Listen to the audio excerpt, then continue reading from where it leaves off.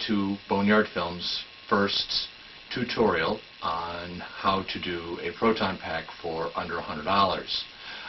I say first because we're going to kind of negate the other one that was there and kind of forget it existed. I think that'd be the best way to go. But anyhow, I'd like to give you a list of supplies needed for this build, and it's not a lot. It's actually pretty simplistic. Go to your local home improvement store. For a lot of people, it's probably Home Depot. But if you can find it cheaper elsewhere, I recommend going there. And what you're going to purchase is a 1-inch thick piece of wall insulation foam. It's basically a styrofoam insulation. It comes in a 2-foot by, I believe, 10-foot sheet. And that's going to be the foundation for 99% of the build. All your parts will pretty much stem from that, with the exception of a few that need to be made out of more rugged materials.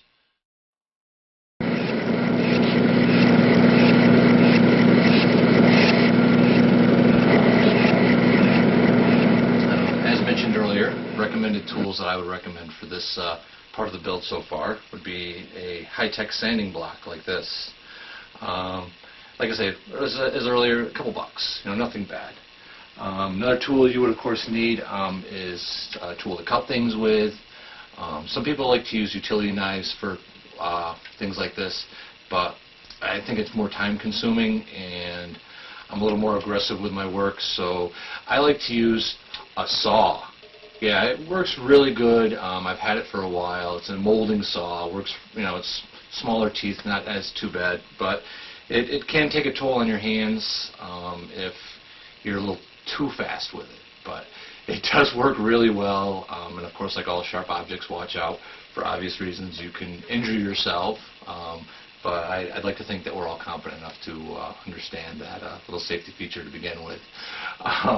But yeah, so other than that, basically just a marker and a measuring tape will work wonders, and that will give you the basic build, and of course blueprints. Yeah, those seem to help a lot.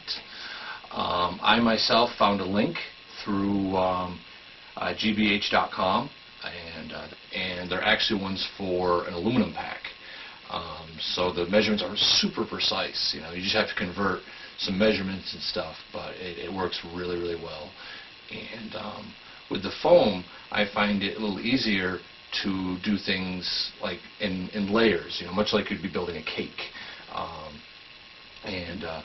For all of you that know the base cyclotron, the round part at the bottom, for those who don't know the techno jargon, that piece alone sits about 3 inches high from the motherboard. Now what you can do, instead of saying, okay, I got to make some walls and some sides and stuff like that, with the foam you got a little more leeway, and what you can do is actually cut out that same shape out of your 1-inch foam 3 times and then just stack them on top of one another, and then boom, the part's done. And then of course from there what you can do is take your sanding implement and sand all your corners so that everything matches. Otherwise it looks a little cockeyed and weird. But yeah, then you do that same format with every single part. And then once everything is laid out and you have all your pieces together and they're all glued, then all you really have to do is attach them to the motherboard, meaning the backboard that everything mounts to. And once that's done, you pretty much have 99% of the build done.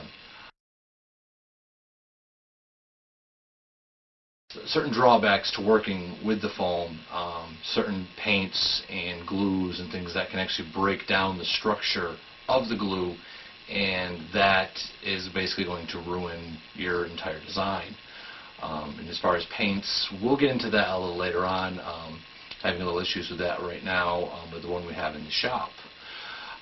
But one of the problems in working with foam is that it's brittle, and there's parts that are going to need certain protection. For example, the ion arm, the longest part of the pack, which resides over your left-hand shoulder, right over here. Now, it looks good as a foam part, and everything looks, you know, good. But the problem being is it's a very fragile part, being so far out in what it's made of. Which unfortunately me and a few of my friends had found out a couple of years ago just how fragile it was. We were doing a Halloween parade, and while we were getting ready, one of my buddies, he broke his pack, and we managed to MacGyver it together with some parts from somebody that he knew, and so it went off flawlessly. No one knew, but we ourselves knew, and we said, damn, we got to fix that. So what I did was I devised a piece, and it's made of sheet metal, and it just fits over the entire ion arm, and once it's on there, it looks really good, and like I said, it adds that extra strength, and it wraps right around the motherboard. And if you make the motherboard out of foam, you only have to cut 2 pieces of cyclotron and the motherboard versus 3, and then attaching them to the plywood. But needless to say, you can do it that way.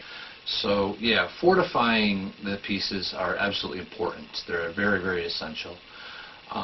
You wouldn't want to go to a party and be like, hey, look at all this work I did, and bump into a table or a person or a doorway, and bam, you know, now you're walking around looking like a tool all night because the thing's broken, and people are like, oh, what are you supposed to be? It's broken, Rocket Man, I don't know. You know, and it's like, shit.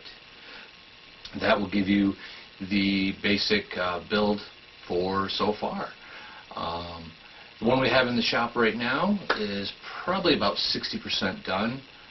There is some extra tweaking we need to do, and there's some touch-up issues and things like that I'll get into in the next video, along with the problems with paint, because of course you're working in foam, and not any just normal paints will work.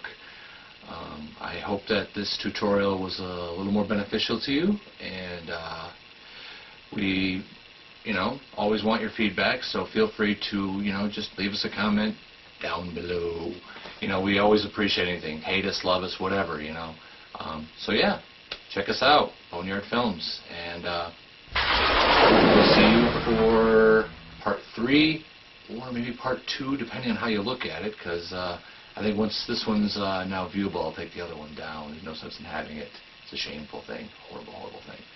And maybe if we have time towards the end, we'll throw this guy on the mix. How to do one of these. Pretty easy. Again, same idea, foam and wood. But yeah, people seem to like it. A buddy of mine in California, he wanted to put a smoke machine in one of these for Comic-Con a couple of years ago. And unfortunately I wasn't, you know, good enough to do it, but I think it would have looked awesome. So maybe next year. Maybe next year we can do that. But yeah, they look good, hang off a belt perfect. We can work on that as well.